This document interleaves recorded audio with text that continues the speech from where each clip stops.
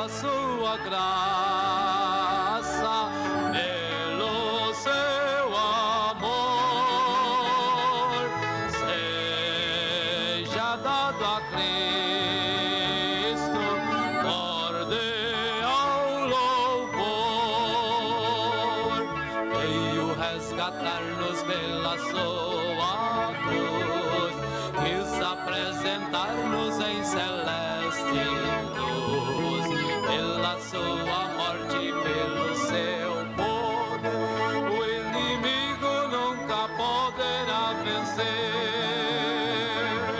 Pela sua graça, pelo seu amor,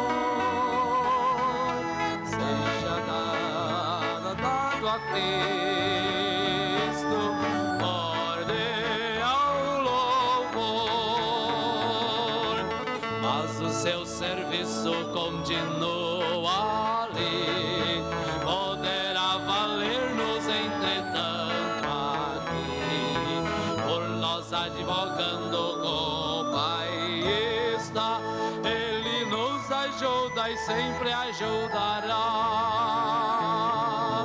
Pela sua graça,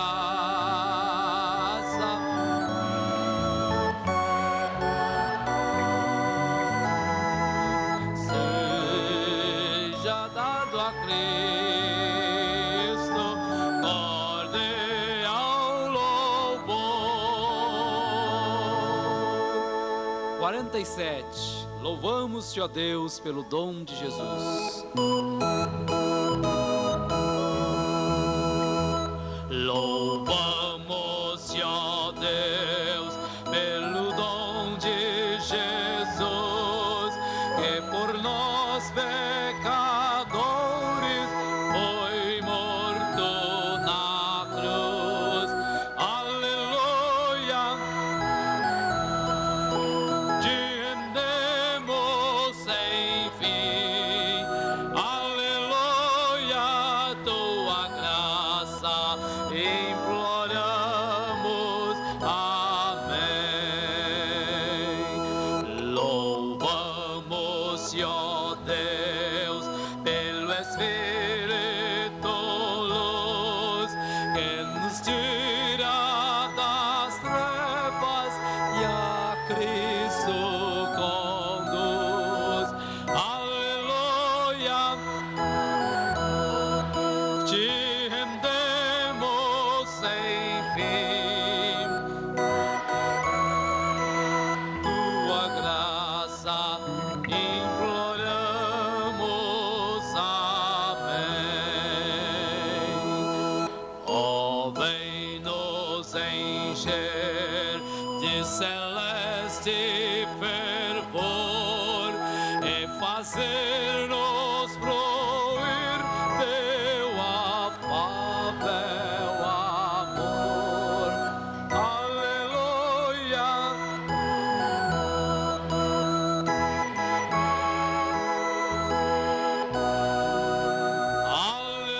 aleluia, tua graça imploramos, amém.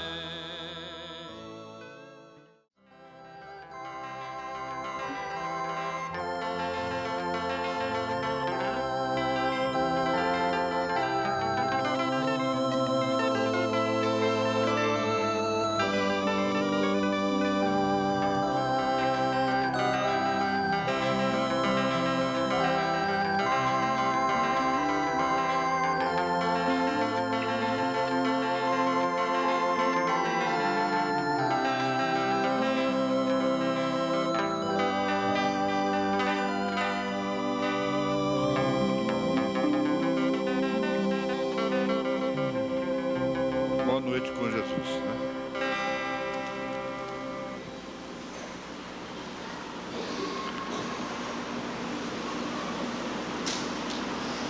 Nós vamos, sem perda de tempo, começarmos a nossa palestra. Está baseada em Joel capítulo 2, apenas uma citação bíblica, né? Verso 28 e 29. Vamos ficar de pé para a leitura da Bíblia.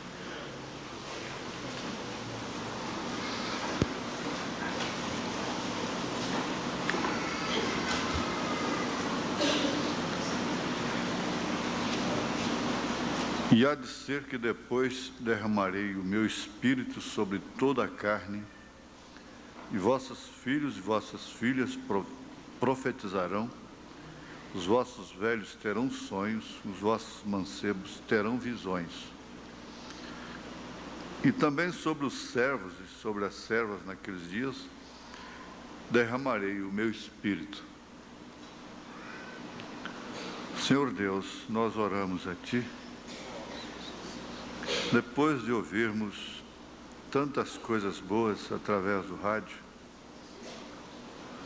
e essas músicas, essa palavra do profeta, essa oração que já foi levantada a Ti de uma maneira especial, em favor dos aflitos e necessitados, nós abrimos essa Escritura e esperamos receber delas aquilo que realmente nós necessitamos. Te pedimos isto em nome de Jesus Cristo. Amém. Assentai-vos.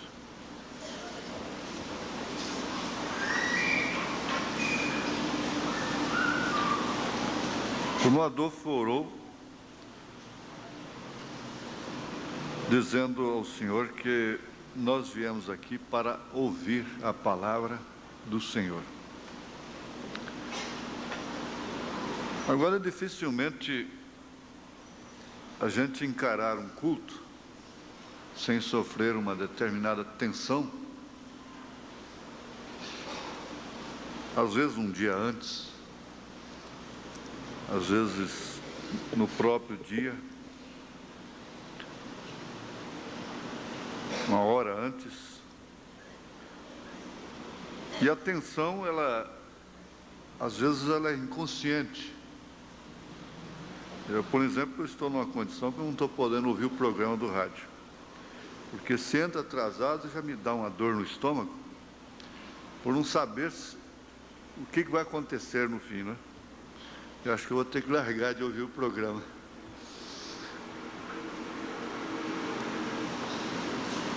Você fica tenso. E a tensão não é uma coisa que você possa dizer assim: eu não vou fazer isso, isso não vai acontecer mais comigo. Então você relaxa, você aprende a relaxar, respirar. O certo é você puxar o ar com a boca fechada pelas narinas e soltar pela boca. Você se assenta, se relaxa, solta os músculos e puxa o ar, respira profundo pelo nariz, com a boca fechada, né? Com a boca aberta para soltar. Então, isso ajuda. Mas logo o seu estômago está sofrendo, porque já está derramando adrenalina também. Chegou um tempo que você não pode ficar nervoso, nervosa mais. Sua cabeça dói. Você põe sangue pelo nariz. Dá vontade de vomitar. Você deita, põe o travesseiro na cabeça, o travesseiro fica fazendo assim, ó. Não é? Parece que está pulando, né? Porque eu já vi uma pessoa morrendo e esse couro cabeludo dele aqui, o cabelo estava bem ralo, então eu via o couro fazendo assim. E parece que a gente vai um pedaço daquele caminho, né? Nessas horas, quando você deita e escuta aquilo, é sinal que percebe é sinal que está havendo alguma alteração na circulação, alguma coisa está acontecendo. Agora, como é que você vai evitar isso? Seria ignorando as coisas, não tomando conhecimento, ficando irresponsável. A Bíblia diz que o zelo da tua casa te consumirá. É como nós temos aprendido, o homem dentro de casa vira um problema, fica rabugento. Apaga a luz, menino, tira o sabão de dentro d'água, e implica com a mulher, implica com tudo, implica com a galinha, implica com o gato, implica com o cachorro do vizinho, com o rádio do vizinho que está ligado alto, implica com tudo, com os foguetes que soltam, criança que chora do outro lado, implica com tudo. Oh, coisa triste é um velho rabugento, é insuportável, esquece onde pôs a dentadura, culpa a mulher, a pobre da coitada fica para cima e para baixo sem saber onde é que pôs as coisas. Vai ver, a dentadura está dentro do copo d'água, na cabeceira da cama dele. Briga procurando o óculos, para ver o óculos está na cara dele. Isso acontece mais.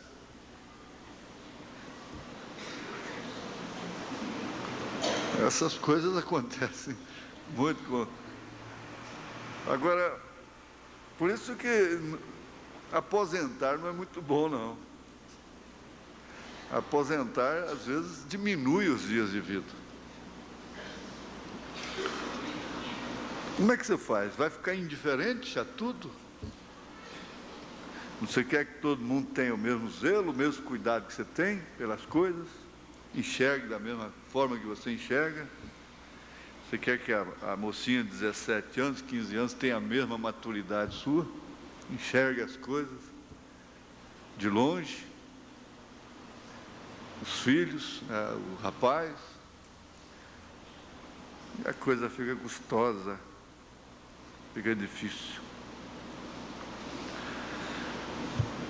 Mas vamos ver em que causa, por qual causa nós estamos sendo consumidos.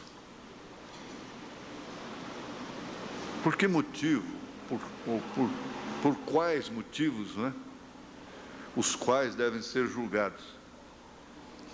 Aí quando nós chegamos na casa de Deus, é claro, como o irmão orou, você vem para ouvir a palavra do Senhor. E a palavra do Senhor, ela foi enviada inclusive para sarar, para curar, para exortar, para redarguir, para consolar, para relaxar, né, os nervos. Dizer, um momento assim que você sorria, espontaneamente, de coração mesmo, assim, você sofre uma descarga muito grande.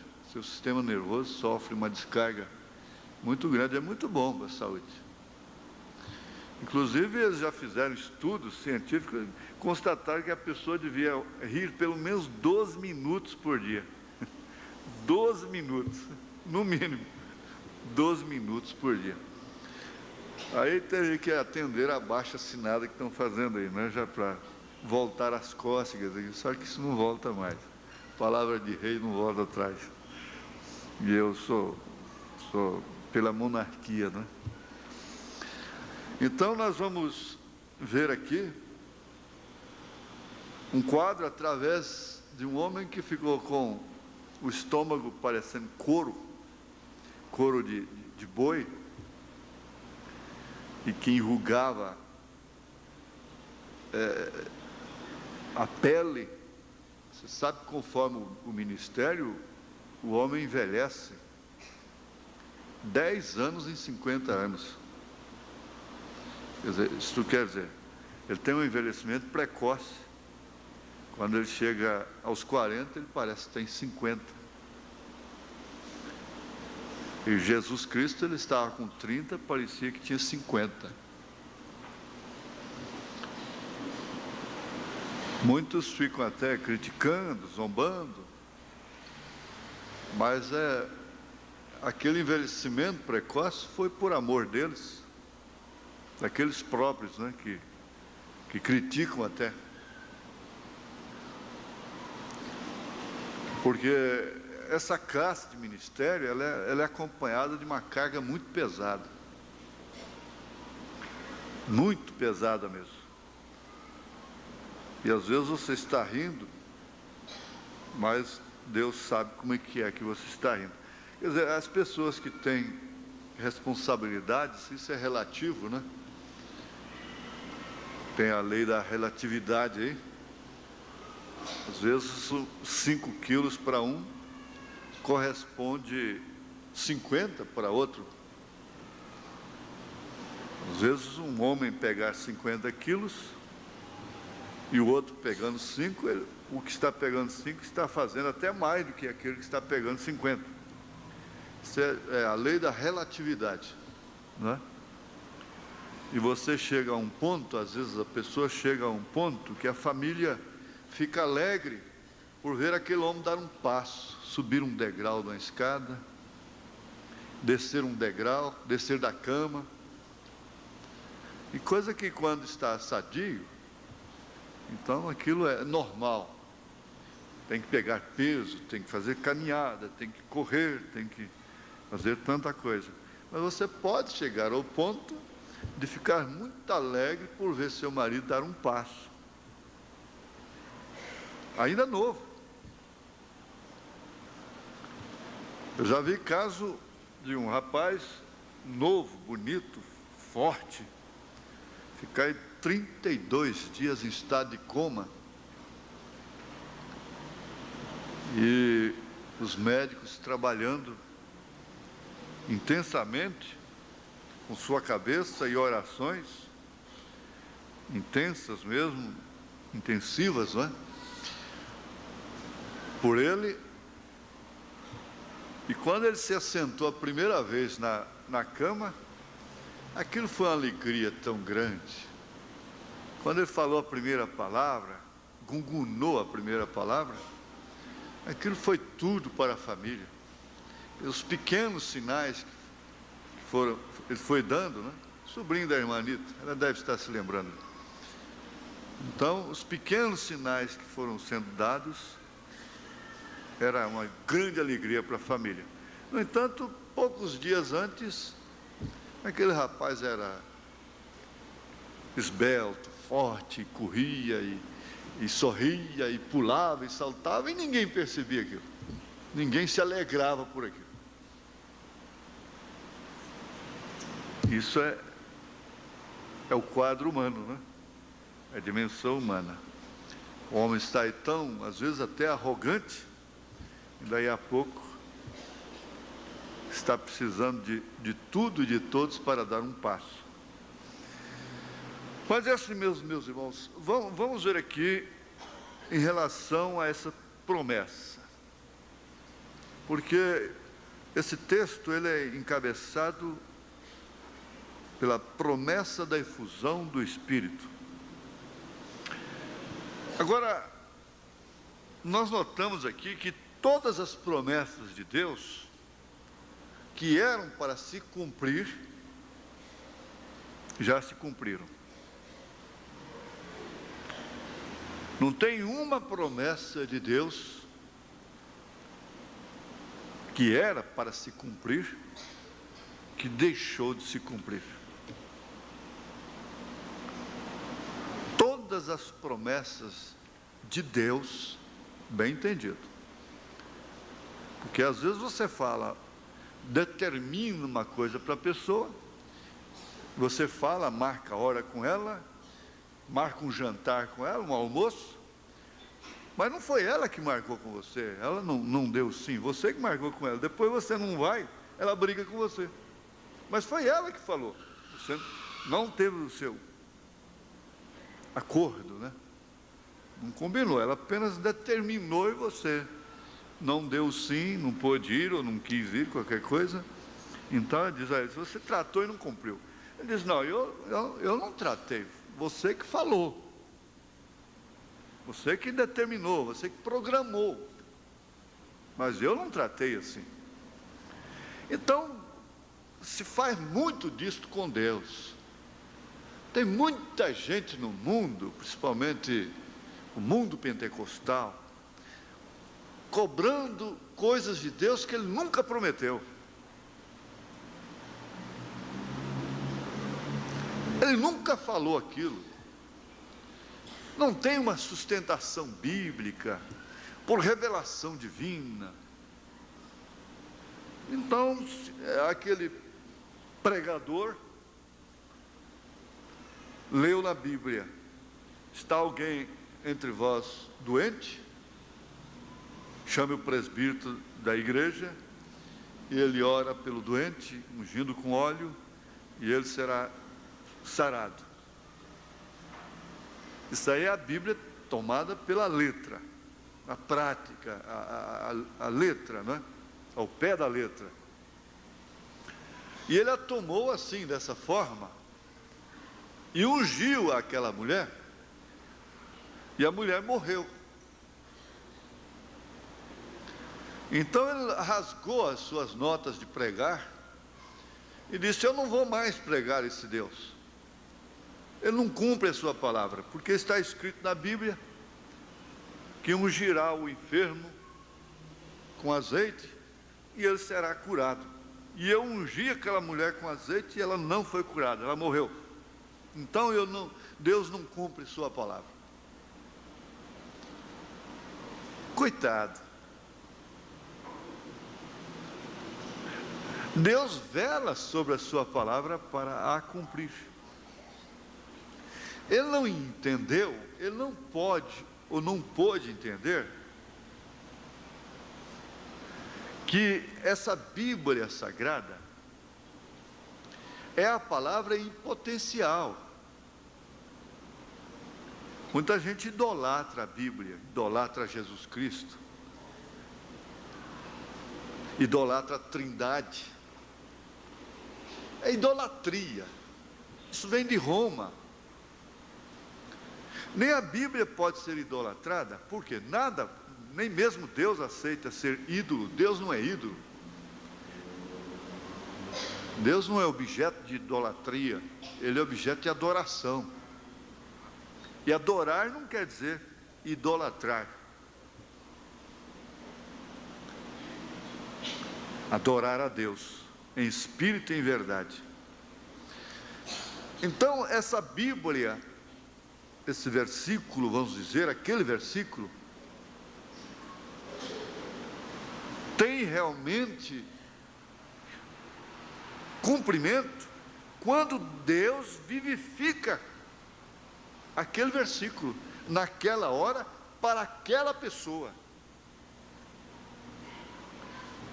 É tanto assim que nós aprendemos, veja só, as pessoas ficam idolatrando homens que pregam bem, que são eloquentes, que têm dons, que oram pelos enfermos e eles são curados.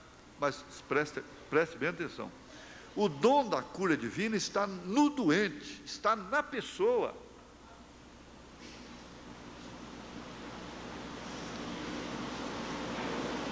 O dom da cura divina está na pessoa, está em você, para receber a cura divina, a dádiva, o dom da cura divina está com você.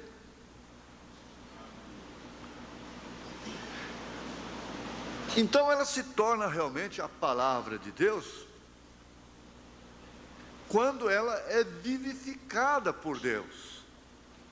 Caso contrário, o mundo já teria se tornado um paraíso, porque a Bíblia está traduzida praticamente em todas as línguas, idiomas, dialetos e tudo. Mas veja, Quantas pessoas leem Atos dos Apóstolos, capítulo 2, verso 38, e as referências daquilo? No mundo hoje, milhões de evangélicos, sem falar os católicos, leem Atos 2, 38, e não veem nada, aquilo não é vivificado para eles.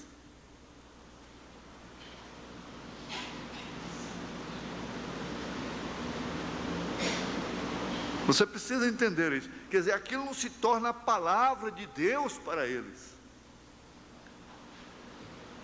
Quando a mulher lê 1 Timóteo, capítulo 2, verso 9 em diante,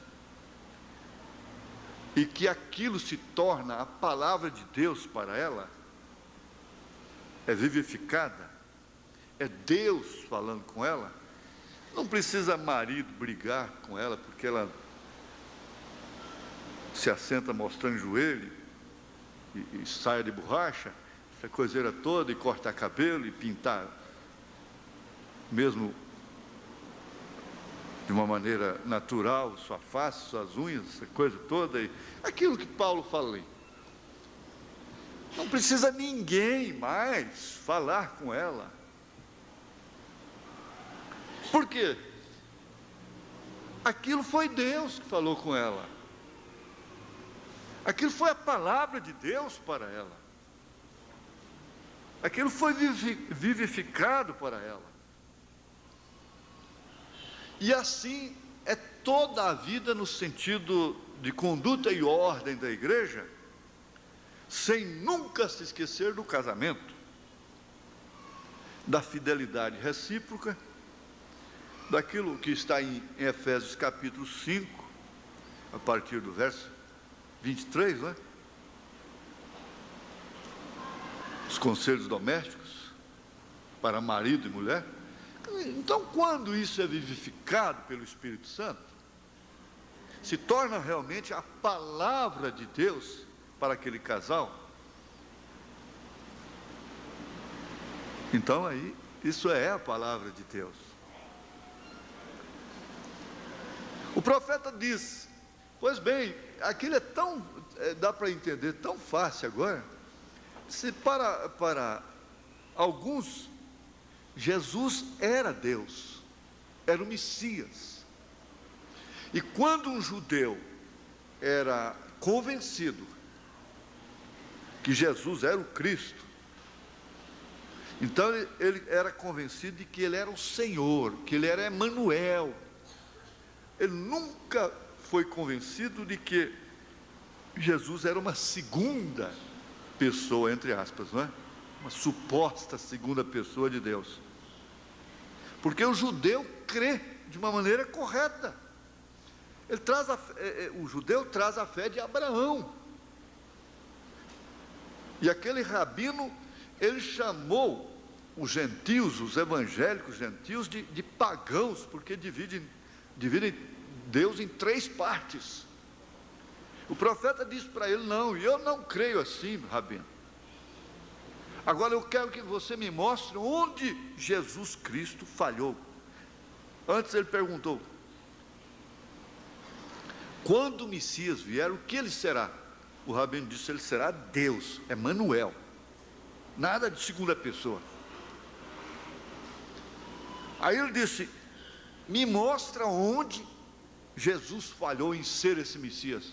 Ele começou a chorar e disse, se eu pregar isso mesmo, eu serei excluído e coisa e tal. Então, para Maria Madalena, Jesus foi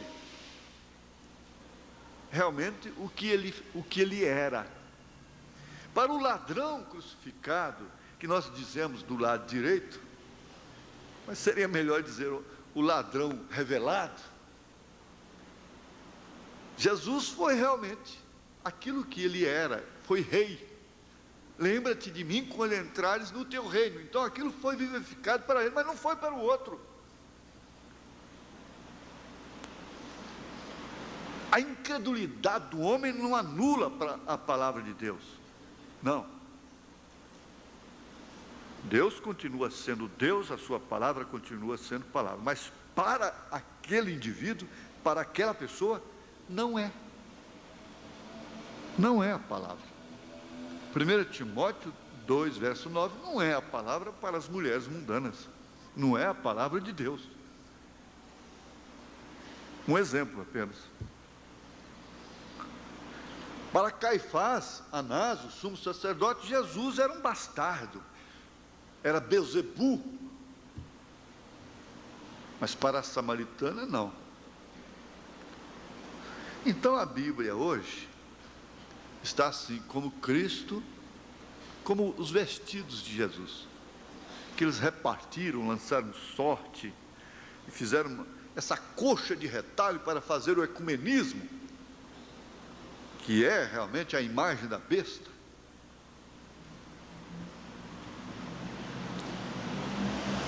Mas o manto de Jesus continuou intacto. O seu evangelho continua intacto, perfeito.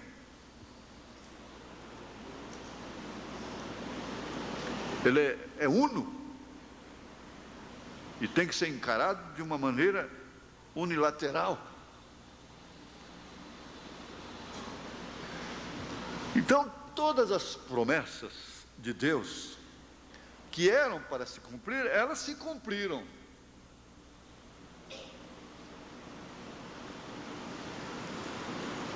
Agora, em relação aos dons,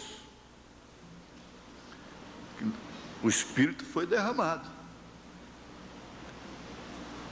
Isso se cumpriu quando Pedro fez aquele discurso de 15 minutos, lá em Pentecostes, citando essas Escrituras.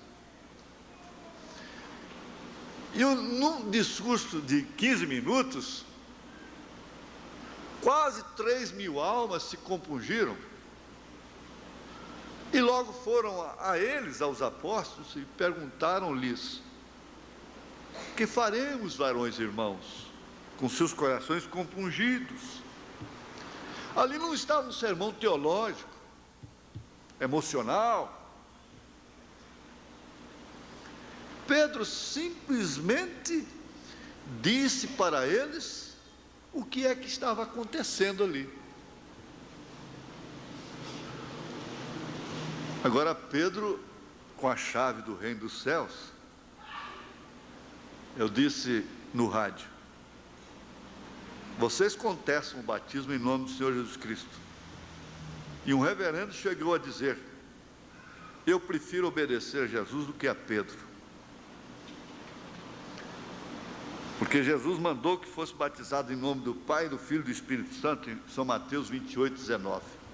Ora, quem recebeu a ordem não foi o seminário batista, o seminário presbiteriano, o seminário católico, não foi Roma, a igreja romana.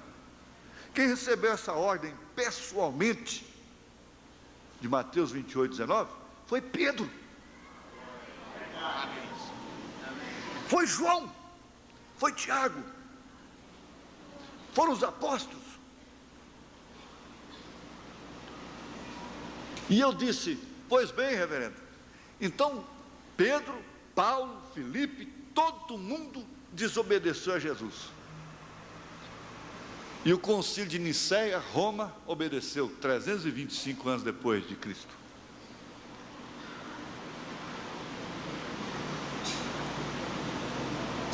Por que isso não pode ser vivificado?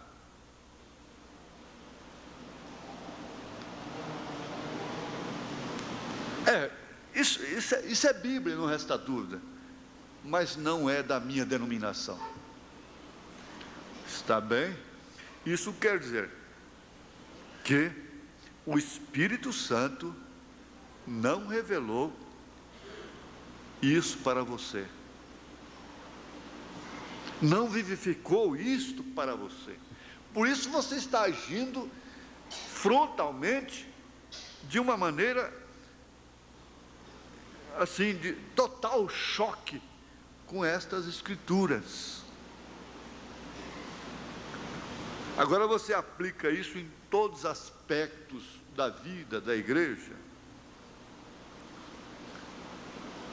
Você sabe, Paulo disse: você ousa levar um irmão no juiz ímpio lá do mundo? Por que vocês não julgam isto, essa causa na igreja? E aceitam o resultado de bom coração. Paulo disse isso lá na igreja aos Coríntios. Por que que isso não pode ser vivificado para vocês? Em outras palavras, ele está dizendo assim. Mas vamos ao fato de que, em relação aos dons, isso foi tão abundante que se necessitou de pôr em ordem. Eu quero prosseguir com o assunto. Que Deus, cumprindo as suas promessas, derramou do seu Espírito e tivemos aquela chuva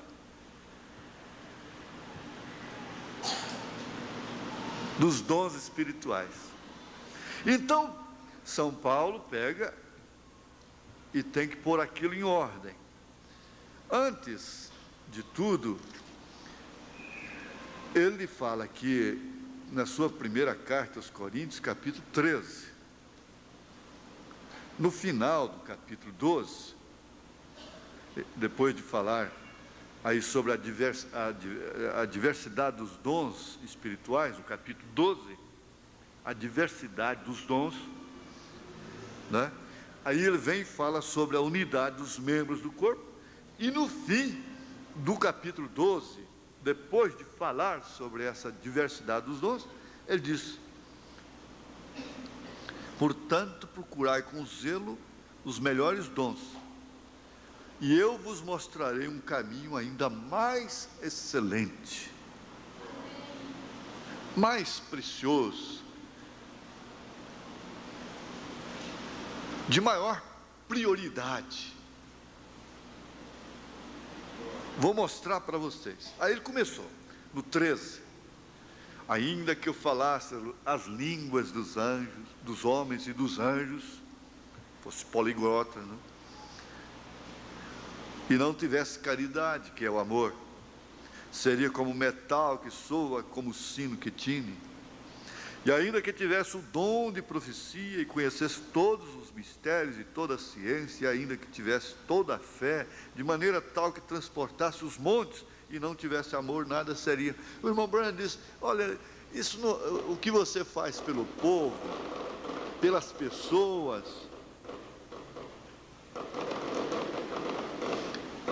não é o que conta.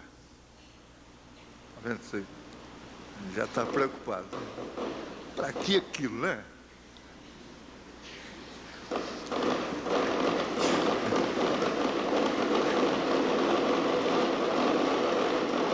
Por que não compra arroz e dá para o povo com esse dinheiro dessa pólvora? Por que não compra feijão e dá para o povo no lugar dessa pólvora queimada?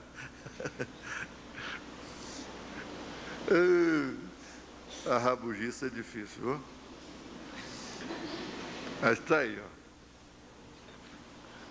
Você fala assim, o velhinho está nervoso.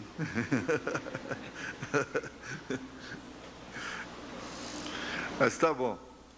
Não é o que você dá para o povo, não é o que você faz pelas pessoas que conta. Os espíritas estão aí fazendo continência com o chapéu alheio, pedindo e dando, né? Pedindo e dando. Isso não resolve o problema de ninguém. Ele disse assim: ainda que eu desse, ainda que eu distribuísse toda a minha fortuna para o sustento dos pobres, e ainda que entregasse o meu corpo para ser queimado, e não tivesse amor, nada disso me aproveitaria. Agora veja, se Deus não vivifica o que é esse amor, porque eles interpretam a palavra caridade, que vem do grego essa palavra, para dizer o que é amor. Amor, realmente. Então, nós aprendemos. Tem o eros, que muita gente está dizendo que é amor. Eu te amo, quer dizer, mas eu estou apaixonado por você, pelo seu corpo, pelos seus beijos. Estou apaixonada por ele. Como homem. Bom, eu amo. Eu amo por quê? Através do amor filho. Isso que corre no sangue. É o eros, filho. Aí depois, agora vem o ágape, não é? O ágape. Que então esse amor é indiferente à afeição pessoal, à cara da pessoa, às conveniências. O amor ágape passa por cima do nosso círculo de amizade. Vamos dizer círculo, né? Então passa por cima. Ele não é conveniente pela conveniência da simpatia, do sangue, qualquer outra coisa. É desse amor que Paulo está falando. Que se não tiver esse, nada mais adianta aqui na terra. Por quê? Esse amor, veja, ele é sofredor, ele é benigno, ele não é invejoso.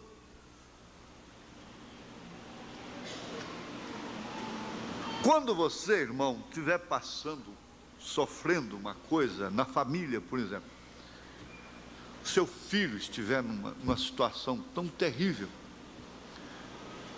antes de orar, antes de pedir oração, você ore por aquela pessoa que você acha que te odeia, e que você não gosta dela, e que você estaria disposto a fazer qualquer capricho contra ele, contra aquela pessoa. Vai orar primeiro por ele. Sinta amor por ele, por aquela mulher primeiro. Porque agora seus sentimentos estão feridos. Você deve saber o que é ferir os sentimentos também. Os outros também têm direitos. Os outros também têm alma. Os outros também têm sangue. Os outros também têm dor.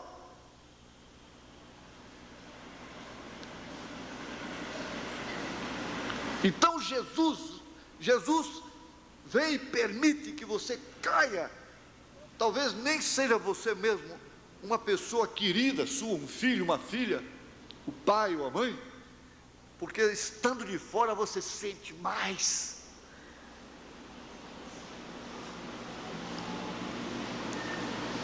Até mesmo antes de dar a oferta, você deve orar por aquela pessoa.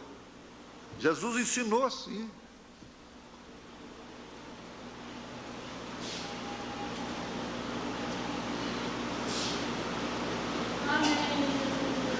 Se isso não for vivificado pelo Espírito Santo, pouco adianta as nossas virtudes. E então nós somos caridosos com uns, amáveis e dóceis, sentimos os problemas, intercedemos, ajudamos, e sacrificamos outros, apunhalamos outros.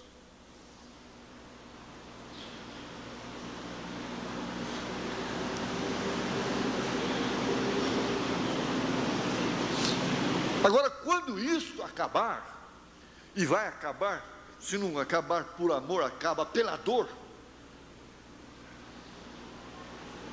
a igreja tomará um poder de voo até, de voo. Porque não há fé perfeita sem amor perfeito.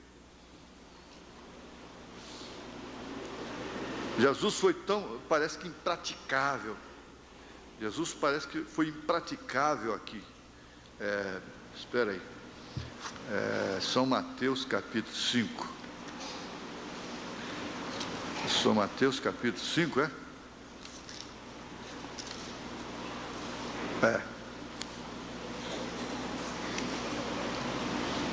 Veja, verso 44. Eu, porém, vos digo, amai os vossos inimigos, porque no 43 está escrito: ouvistes o que foi dito, amarás o teu próximo e aborrecerás o teu inimigo. 44. Eu, porém, vos digo, amai os vossos inimigos, bendizei os que vos maldizem, fazei bem aos que vos odeiam, e orai pelos que vos maltratam e vos perseguem, para que sejais filhos do vosso Pai que está nos céus. Porque faz que o sol se levante sobre maus e bons, e a chuva desça sobre justos e injustos. Pois se amardes os que vos amam, que galardão havereis? Não fazem os publicanos também o mesmo? Os publicanos fazem isso também. E se saudardes unicamente os vossos irmãos, que fazeis demais? Eu não gosto daquela cara, não suporto aquela cara.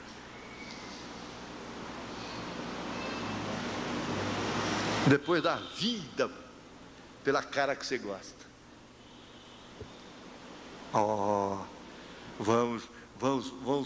Vamos olhar no espelho aqui, Joaquim. Toma cuidado, Joaquim. Abre teu olho, Joaquim. E se amardes o que vos amam, que galardão havereis? Não fazem os publicanos também o mesmo? E se saudardes unicamente os vossos irmãos, que fazeis demais? Não fazem os publicanos também assim? Sede vós perfeitos. Olha, Jesus já disse tudo. Mas como é que Jesus disse para a gente ser perfeito? Olha, se você conseguir amar seu inimigo, você é perfeito. Não é que você deixou de ser humano.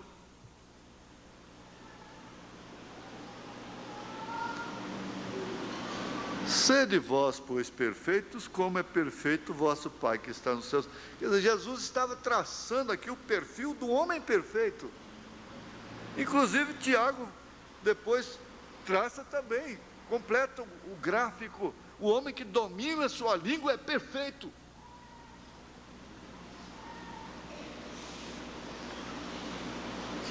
Mas aí você vê, o amor é sofredor, é benigno, não é invejoso, não trata com leviandade, não se soberbece, não se porta com indecência, não busca seus interesses, não se irrita, não suspeita mal, não folga com a injustiça, mas folga com a verdade. Tudo sofre, tudo crê, tudo espera, tudo suporta. O amor nunca falha. Aí veja, havendo profecias serão aniquiladas, havendo línguas cessarão, havendo ciência desaparecerá. Está vendo? E os dons não são promessas de Deus? São como o sol e a chuva, que é derramado sobre maus e bons. Todo mundo pode ter dons. A cobra tem dom, o lobo tem dom, a jiboia atrai a cutia, e ela vai chorando, chorando, mas cai na sua garra.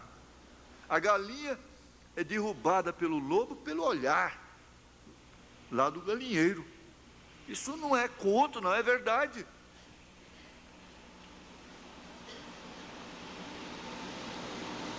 As superstições vão além, é claro. Aí depois então o homem pega um olho de lobo e diz: agora eu vou andar com esse olho de lobo, e eles vendem aquilo por um absurdo, porque eu tanto que esse olho de lobo, a mulher que olhar, acabou, ela cai mesmo. E esses camelôs, banqueiros dessas coisas, raizeiros, vendem isso por um preço absurdo. Muitos deles têm levado a chinelada na cara. Mas lá na natureza aquilo é verdade. O lobo malvado tem dom. A cobra malvada tem o dom. O homem malvado tem dom. A mulher malvada tem dom. Só não tem amor ágape. Às vezes a pessoa tem o amor ágape e não tem nenhum dom. Quando se fala de dom carismático, bem entendido. Você vê quando os dons realmente chamavam o povo para a santificação. A Igreja Católica os perseguia, as denominações diziam que aquilo era espiritismo e perseguia, e até prendeu pentecostais, e até matou aqui no Brasil. Hoje eles estão com o movimento carismático nos estádios. Por quê? O maná apodreceu, a hiena chega para comer. Mas o povo de Deus está lá na frente. Inclusive nós aprendemos aqui que está com a justiça de Deus.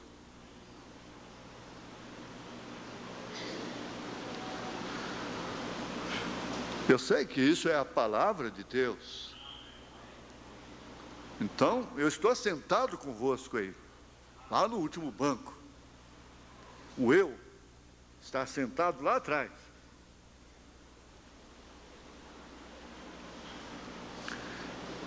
Há uma promessa do Espírito que não necessitará de pôr em ordem, porque todas as promessas teve que ser colocadas em ordem.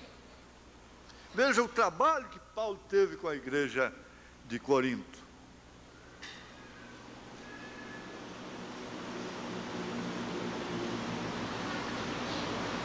O trabalho que os dons têm dado não é brincadeira, gente. Não é brincadeira.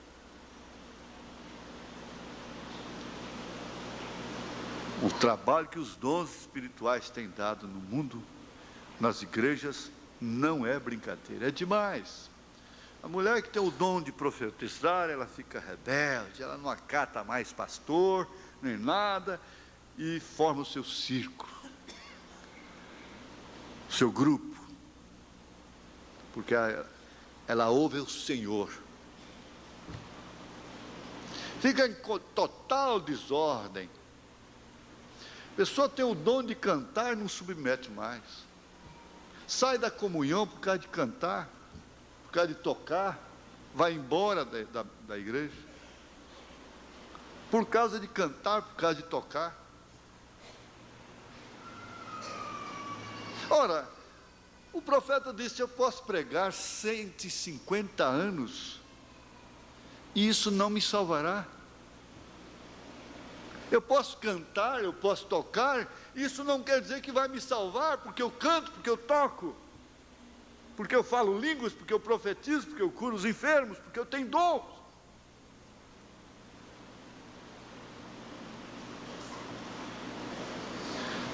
Isso quer dizer que o dom ficou na frente, o carro na frente dos bois.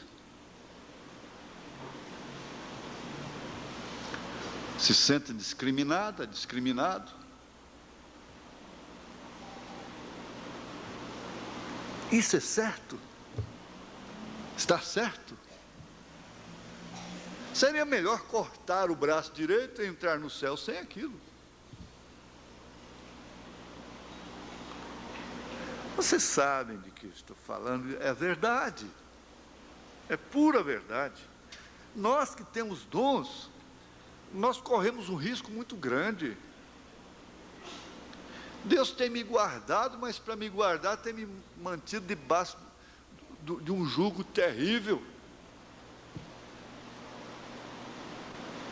Porque ter dom é demais, conforme o dom, dificilmente esse homem será salvo. Porque é mais fácil um camelo passar pelo fundo de uma agulha do que um rico entrar no reino dos céus. Rico em dons. Não é só dinheiro, não. É difícil Deus usar um homem e permanecer humilde.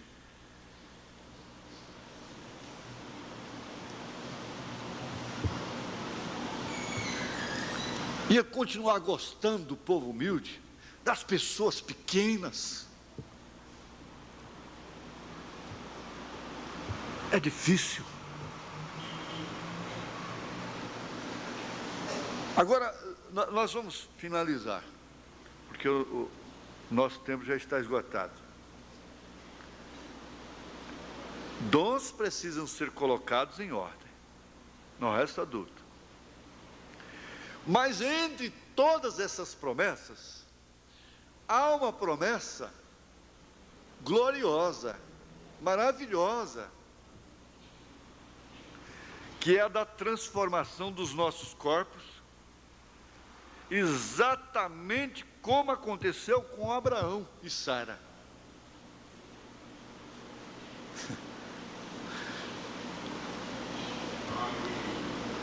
Adão, antes do pecado, ele tinha tudo em ordem.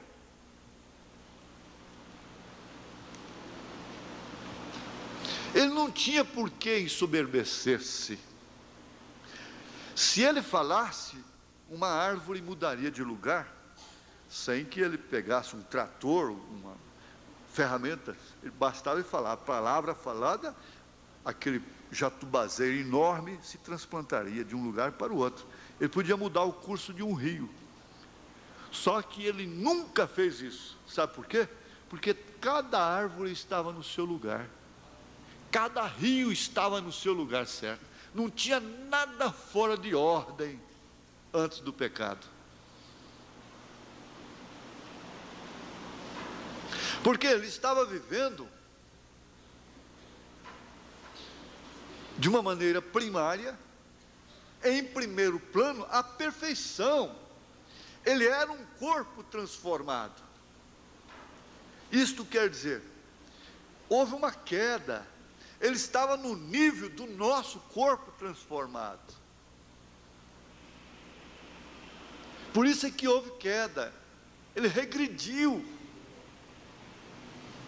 Então entrou em desordem. A própria terra, saindo do eixo, caiu em desordem. E aí temos as 4 estações do ano, e pulgas, e mofo, e alergia, fungos, portadores do mal da alergia, através de carpetes, tapetes e coisas, muriçocas, percevejos, e essas coisas todas, causadas exatamente pela desordem.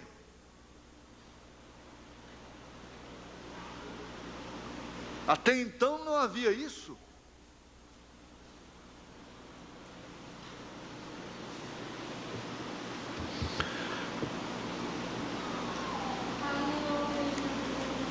Ele sofreu uma queda.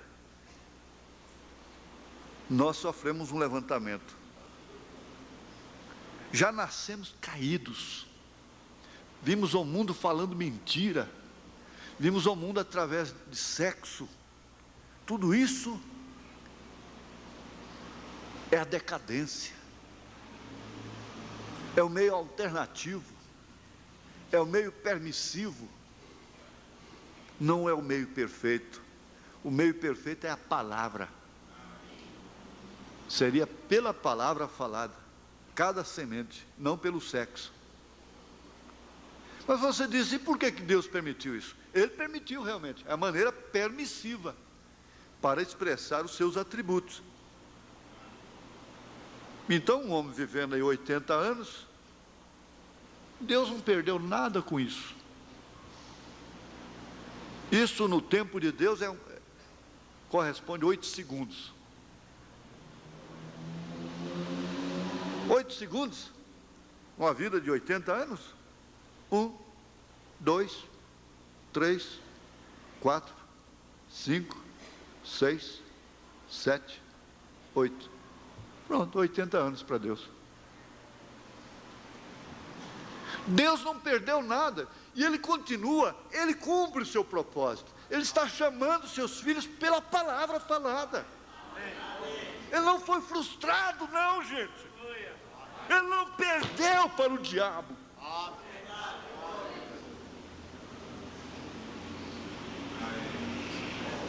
Veja São João 10. Quando Jesus disse: ninguém arrebatará da minha mão. Não é aquele excesso de segurança que trouxe a corrupção para dentro da igreja. Uma vez salvo, para sempre salvo. Não é isso. Agora,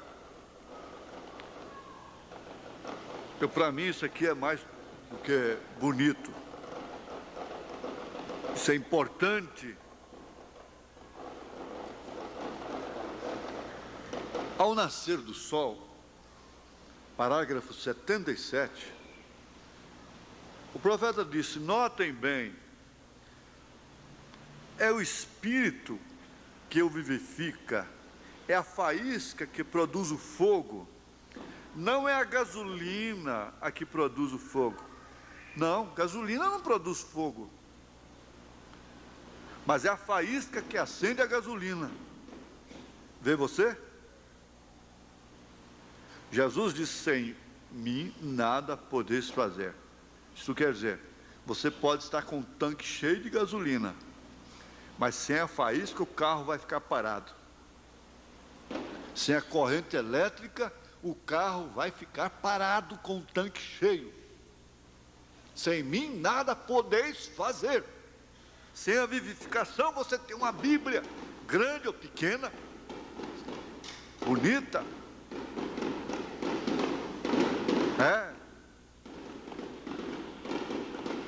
Vê você? Sem mim nada podeis fazer. Porém comigo podeis fazer todas as coisas. Isso será vivificado. É a palavra, é o Pai vivendo. Assim como o Pai me tem enviado, eu também vos envio. Assim como o Pai me tem acendido e me tem induzido a fazer todas as coisas que faço, pois somente faço as coisas que agradam a Deus, e assim como Ele me tem enviado, assim também eu vos envio a vós. Eu sou a faísca, é a mesma mecânica, e se necessita da mesma dinâmica para fazê-la funcionar. E esses sinais seguirão aqueles que reclamarem ter a dinâmica. A dinâmica tomará seu lugar. Paulo disse: o Evangelho não vem somente em palavras, somente em gasolina, mas veio em faísca para fazê-la mover. Assim foi como nos veio. Então o que o pregador precisava lá? De faísca para fazer mover aquela escritura.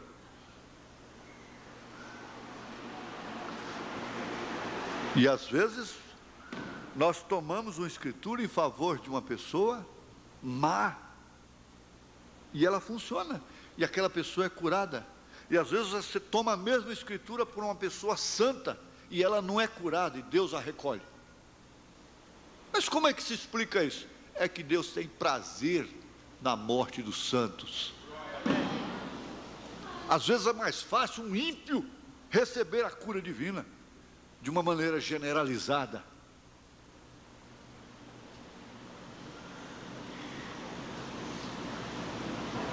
Porque depois de chegar a hora, então é hora de partir.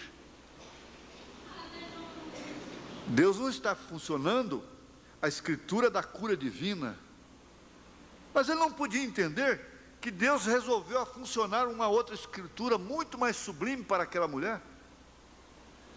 Foi de recolhê-la na sua glória. Ele não estava cumprindo a promessa de dar mais uns dias para ela aqui na terra, no físico, mas estava cumprindo uma promessa muito maior. Então, se ele tivesse essa revelação, ele faria como o irmão Branham disse: se orar por 500 pessoas hoje e elas morrerem, amanhã eu continuarei orando pelo povo, pregando que Jesus Cristo cura, porque Jesus Cristo cura sempre, Ele cura. Agora Ele cura quem Ele quer curar. Amém. Amém. Às vezes Deus não está cumprindo uma promessa com você inferior, porque Ele está cumprindo uma superior.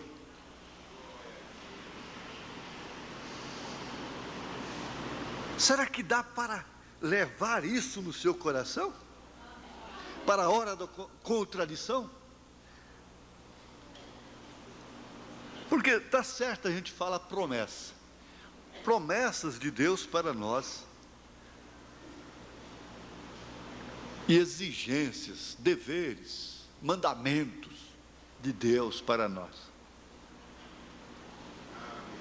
Há uma diferença.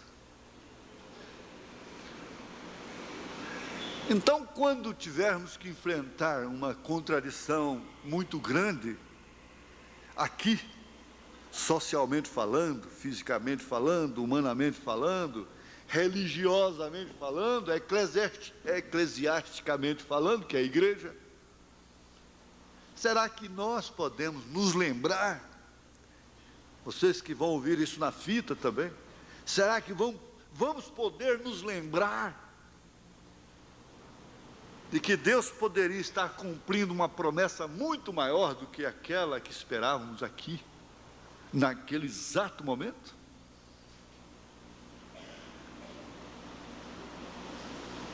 Deus cumpre as suas promessas. Se nós tivéssemos aquele hino, né, das promessas. Muito bem, meus irmãos. Fica aí essa palestra. E eu peço ao pastor Elias para encerrá-la com uma oração. Que o Senhor vos abençoe mais e mais. Amém. Vamos colocar de pé, irmãos. Sexta-feira vamos estar aqui, se Deus quiser. Senhor nosso Deus, pela fé eles apagaram a força do fogo, fecharam boca de leões, venceram reinos, tiveram mortos ressuscitados. Temos a mesma palavra, a mesma fé. Nós agradecemos, Senhor. Por isso que o Senhor tem nos dado esta profundidade nesta noite, do teu amor através de tua palavra. Senhor, nós oramos humildemente que o Senhor materialize isso, esta palavra no nosso coração, na nossa alma. E que os sinais, Senhor, a tua graça manifeste, curando, Senhor, esta enfermidade. Alivie, tire, Senhor, esta dor.